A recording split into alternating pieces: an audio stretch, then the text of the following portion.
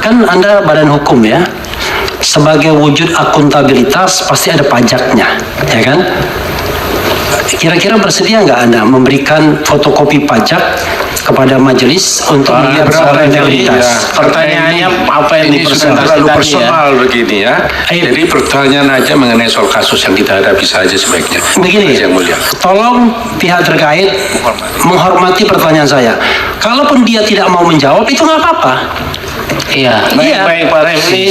Saya juga punya hak untuk memberikan tanggapan I know.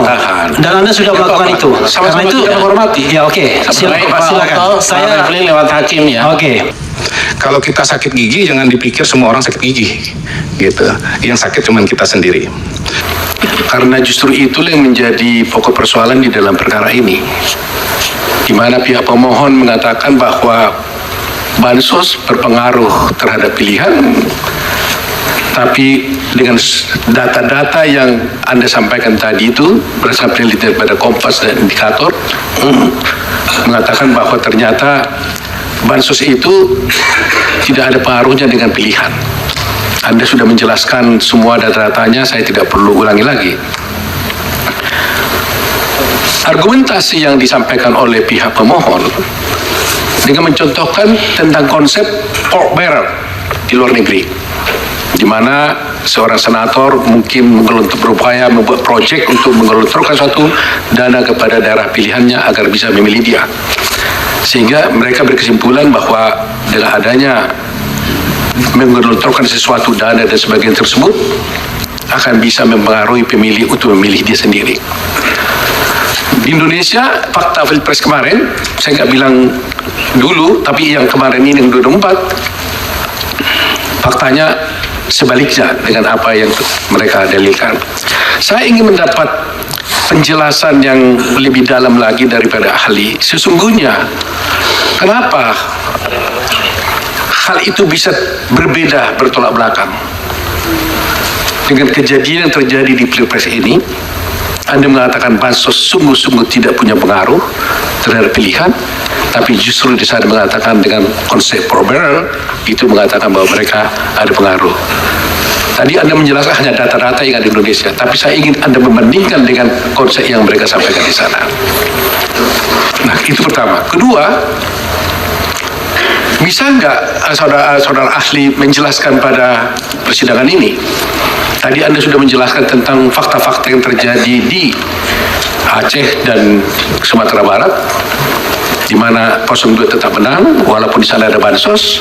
Bahkan Anda juga menyatakan di luar negeri tidak ada bansos, tapi ternyata 02 menang. Saya ingin mendapat penjelasan dari ahli, apa yang menyebabkan faktor itu bisa terjadi seperti itu? Karena teman-teman tadi perasaan, ya, mungkin saya nggak menyebut imajinasi ya, perasaan lah.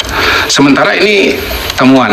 Yang kedua ini mungkin orang per orang. Sementara ini kan sistematis dari sampel yang ditarik dengan metode ilmiah sehingga mewakili seluruh masyarakat Indonesia. Jadi kalaupun misalnya pakai terminologi perasaan, itu terminologi perasaan teman-teman pemohon, sementara temuan ini adalah perasaan rakyat Indonesia. Barangkali itu singkatnya. Kemudian yang kedua, bisakah jelaskan soal Sumbar dan Aceh? Apa faktornya? Untuk objektifnya harus diadakan riset tersendiri di masing-masing provinsi itu. Karena sekali lagi yang kita punyai pada hari ini dan saya kutip pada hari ini adalah data riset nasional. Itu gabungan dari responden di Sumatera Barat, di Aceh, Jawa Tengah, Jawa Timur, Papua, dan seterusnya. Jadi ini gabungan faktor nasional. Nah, pasti ada faktor-faktor yang khas atau bahkan mungkin urutannya berbeda atau variabelnya berbeda antar provinsi. Itu jawabannya. Saya pertanyaan awal dulu kepada saudara ahli. Saudara bagian dari tim kampanye Prabowo Gibran atau bukan? Saya aktivis. Bukan.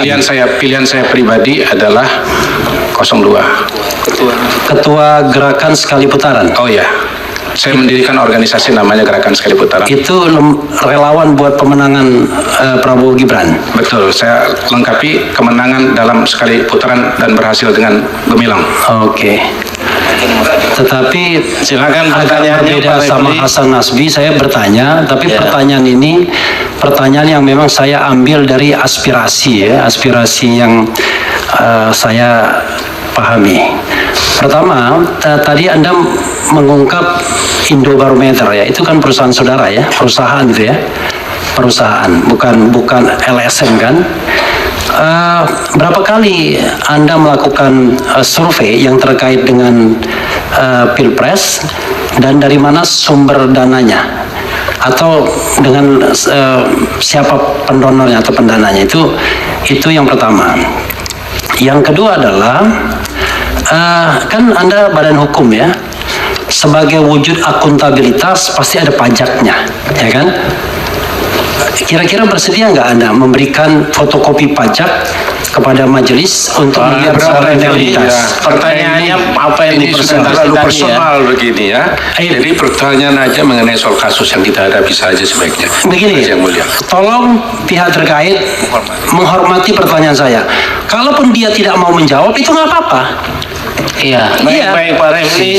Saya juga punya hak untuk memberikan tanggapan I know. bantahan. Dan Anda sudah melakukan itu. Sama-sama Karena itu kita menghormati. Ya oke. Baik Pak Silakan. Otto, Pak Saya Refli lewat hakim ya. Oke.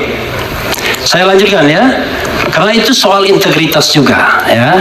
Soal integritas.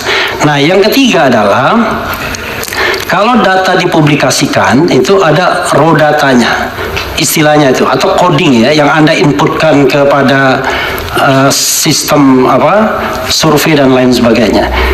Itu penting. Bersediakah Anda memberikannya raw data itu kepada majelis hakim agar majelis hakim bisa melihat raw datanya? Nanti kalau majelis hakim nggak paham membacanya, ya cari survei yang independen yang bukan dari bagian tim pemenangan untuk melihat itu. Itu saja yang mulia. Terima kasih. Untuk Bang Refli, saya jawab yang sesuai dengan topik saja.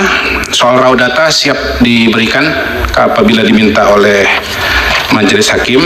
Itulah contoh nyata nepotisme, satu-satunya alasan elektoral untuk mendukung anaknya menjadi wakil presiden. Nggak ada alasan lain. Bagaimana pandangan saudara? Ini topiknya di luar tema yang dimintakan oleh 02, oleh advokat 02 kepada saya, karena itu saya skip. Majelis ya, tema dari presentasinya adalah hubungan bantuan sosial dengan elektabilitas kan. Itu yang kami tanyakan tadi. Jadi sangat berhubungan dengan apa yang saudara paparkan. Pertanyaan kaitannya dengan bansos Kami ulang dan ya. pilihan. Kami mencatat presiden Iya. itu 24 kali membagi-bagi Oke. bansos kesana kemari. Oke. Ya, tidak ada masalah kelaparan, tidak ada masalah bencana alam, tidak ada masalah sosial dan lain-lain. Oke. Menurut kami alasannya itu elektoral untuk mendukung anaknya Baik. menjadi wapres. Ini bukti nepotisme menurut hemat kami. Baik. Nah, apakah memang saudara punya bukti lain untuk memberikan justifikasi sampai begitu sibuknya seorang presiden membagi-bagi bansos? Gitu pertanyaan. Oke, baik. Ini saya menjawabnya kali ini dengan perasaan, izin ya. Jadi kan perasaan beliau, ini saya jawab dengan perasaan saya. Perasaan saya, Pak Jokowi sedang menjalankan tugas sebagai Presiden Republik Indonesia yang baik. Dan Presiden yang suka belusukan. Mau ada pemilu, nggak ada pemilu, dia pasti keliling Indonesia. Nah, tuh. Ini Pak Kodari dan Pak Refli ini teman saya dulu dua-duanya. Tapi makin lama makin pertengkarannya nggak mau diselesaikan sih. Sampai terbawa ke ruang sidang juga. Bertengkar, saya nanya yang mulia. Tapi suasananya sudah agak lain gitu. Lain dari yang saya nikmati beberapa tahun yang lalu. Saya ingin saudara ahli buka lagi tadi hasil survei bulan Oktober atau September tadi yang indikator politik itu yang ditampilkan. Oh, Februari kalau indikator. Atau soal apa, ada indikator, ada beberapa data yang mulia. Tadi yang bulan Oktober itu yang tentang apa itu? Yang masih surveinya Prabowo 38. Oh, itu surveinya Indobarometer justru. Indobarometer ya? Iya. Ada di sini ya? Ada. Ini. Nah, ini kan ketika itu kan masih pada 35%, 26, 18. Ya. Lalu tadi ada argumentasi alasnya ahli. Iya. Nah, ketika ini belum ada bansos gitu. Dan belum ada faktor Gibran kalau nggak salah ketika itu ya. Saya tidak mengatakan bahwa tidak ada faktor bansos. Tadi disebutkan ketika ini belum ada bansos tadi disebutkan. enggak. Itu. Nanti bisa dicek di salah. Iya. Tapi terlepas dari itu, bisa nggak saudara ahli memberikan kepada kita gambaran? Ini kan ada dua hal tadi yang dijelaskan, bansos dan satu lagi itu ini baru juga disebut ya soal money politics. Iya. Jadi kalau bansos penerima merasa ini kan uang negara ini. Lalu kalau money politics ada rasa keterikatan sekalipun yang menerima juga tidak wajib banget memilih. Nah itu kan kata saudara ahli tadi. Saya masih ingat apa yang disebut oleh Burhanuddin Mutadi ya, bahwa money politics itu sebetulnya mempengaruhi orang sekitar sekian 20 berapa persen lah, kemungkinan kecil ya, nggak sampai angka yang signifikan kalau dipinjam yang pendapat ahli yang pertama. Ada nggak hasil survei terbaru saudara ahli dari indikator politik ya? Indobarometer. Indobarometer. Kira-kira survei yang minta penjelasan kira-kira kalau ada serangan Fajar itu seberapa besar sih pengaruhnya terhadap keterpilihan?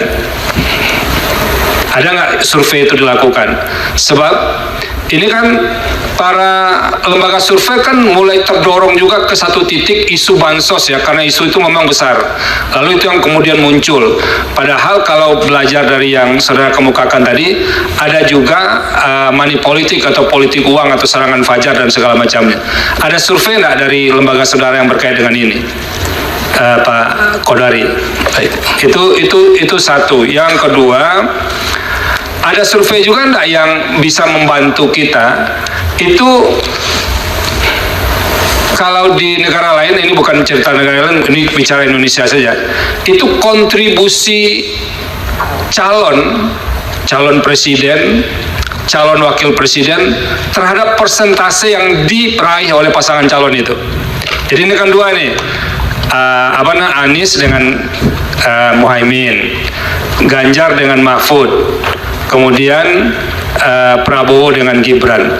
Ada nggak hasil penelitian yang bisa menjelaskan kontribusi masing-masing individu terhadap pasangannya?